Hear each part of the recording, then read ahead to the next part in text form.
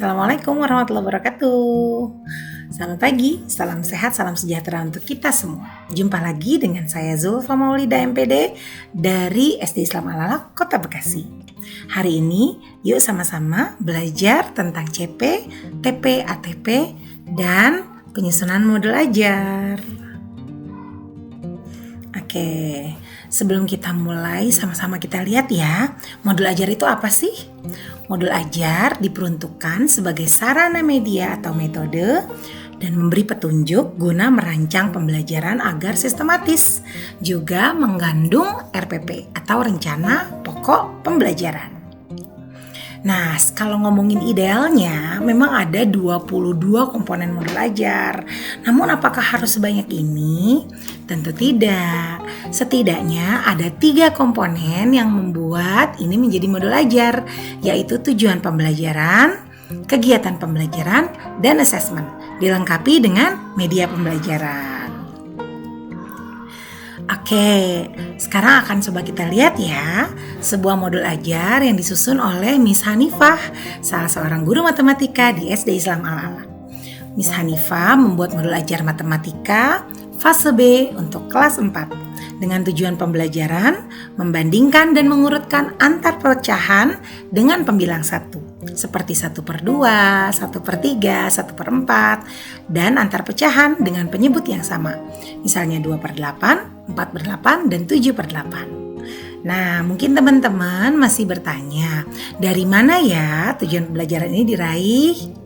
Oke, ini saya ambil dari SKB SKAP nomor 033 tentang CP, di mana untuk CP Matematika fase B pada elemen analisa data dan peluang, berikut adalah CP-nya.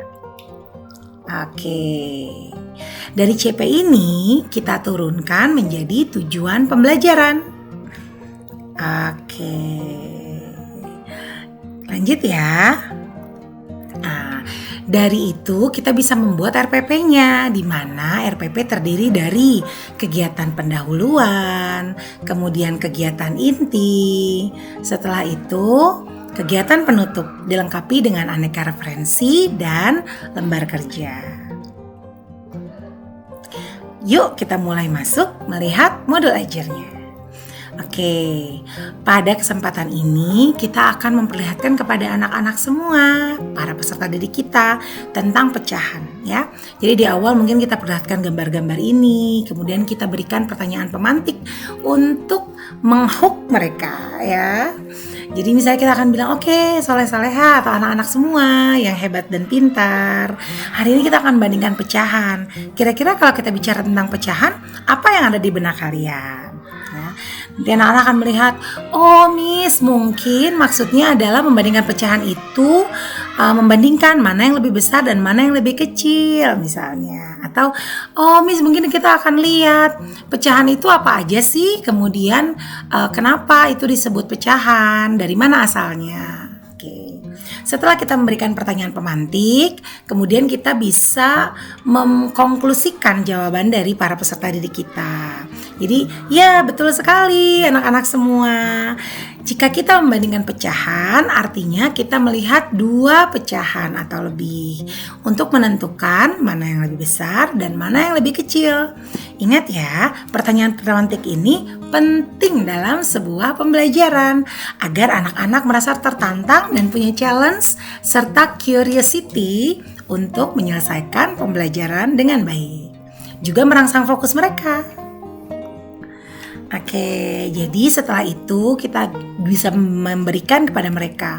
Jika kita bicara tentang lebih besar, lebih kecil, atau sama dengan, maka di dalam matematika kita mengenal tanda seperti ini ya. Kalau ada tanda seperti ini, kita asumsikan kalau kita kasih garis bantu ya, itu seperti huruf apa nak?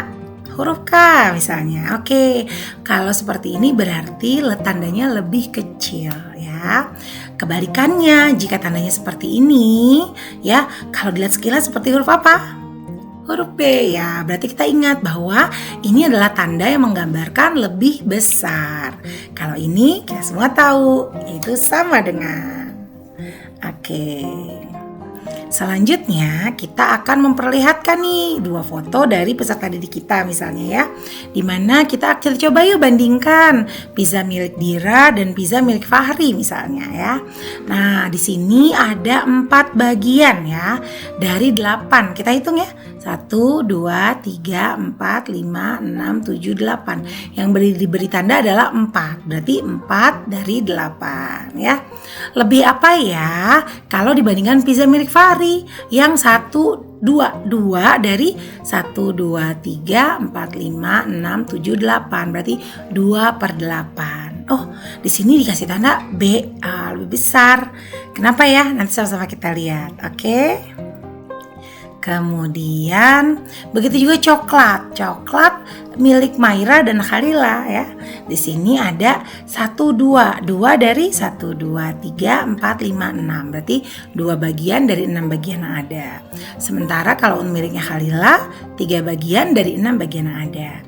Oh, di sini tandanya lebih kecil ya. Kenapa ya? Akan kita lihat bersama. Oke, nah ini tadi sudah kita perhatikan bersama ya nak ya.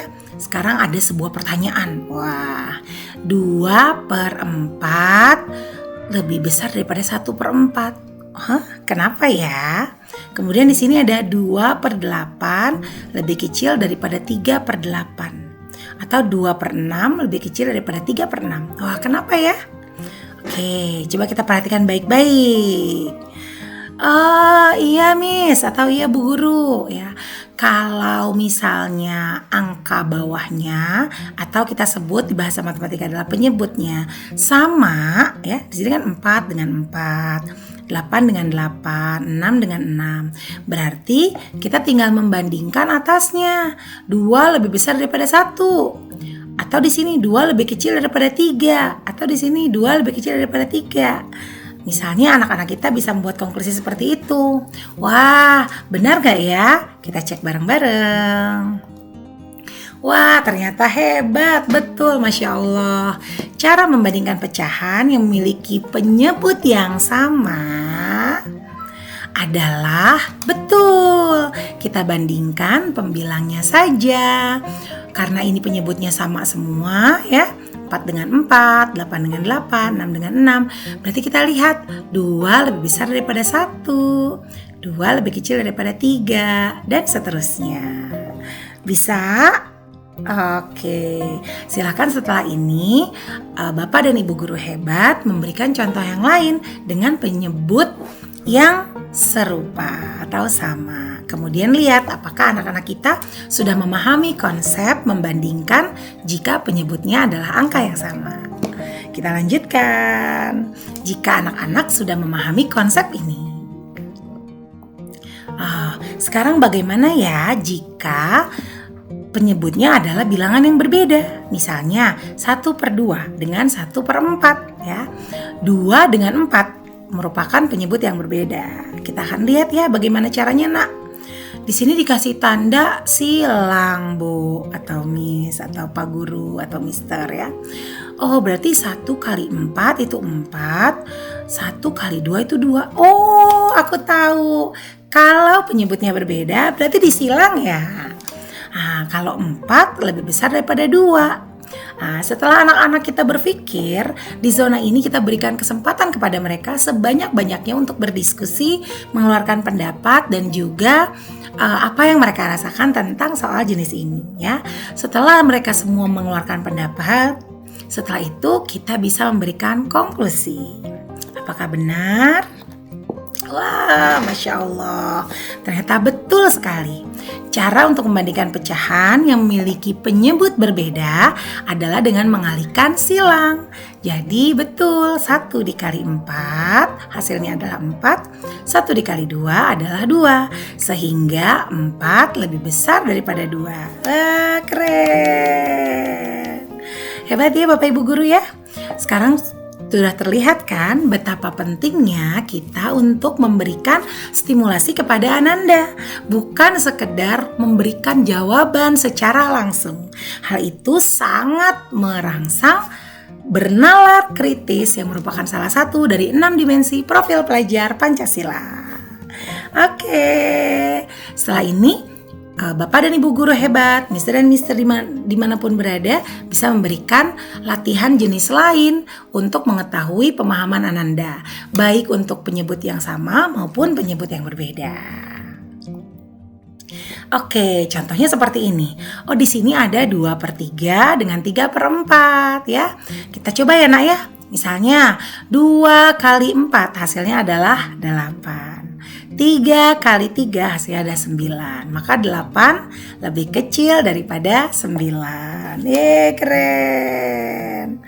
Atau satu lagi, 2 dikali 8 adalah 16, 4 dikali 4 adalah 16. Berarti mereka setara atau sama besarnya.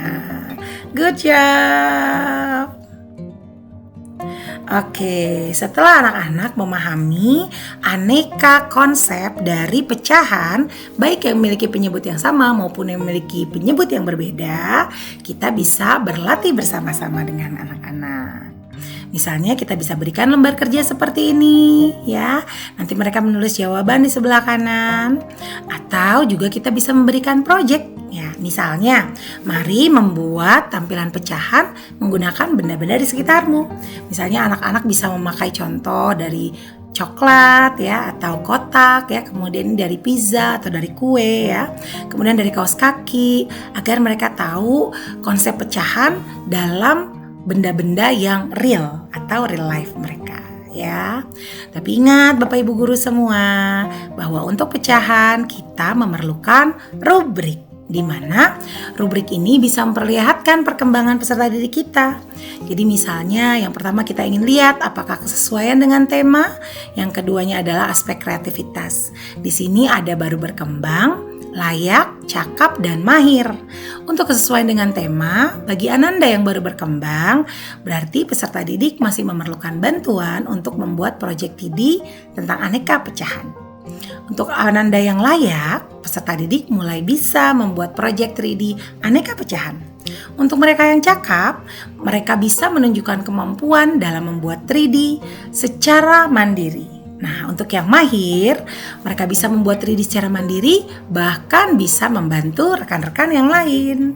Sementara di aspek kreativitas, untuk peserta didik yang baru berkembang, mereka masih membutuhkan stimulasi ide kreatif untuk membuat proyek 3D 3 dimensi mengenai aneka pecahan.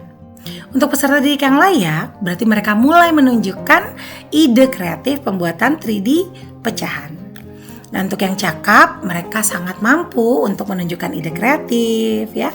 Dan yang mahir, selain amat kreatif, juga mereka bisa membantu rekan-rekan yang lain dalam membuat 3D aneka pecahan. Jangan lupa kita lengkapi juga dengan refleksi ya, seperti apa yang telah saya rasakan setelah mempelajari materi ini.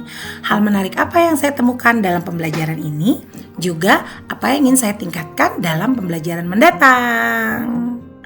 Oke, jazakumullah, terima kasih. Selamat membuat modul ajar untuk anak-anak kita semua. Anak-anak hebat masa depan Indonesia. Assalamualaikum warahmatullahi wabarakatuh. Salam sehat dan semangat.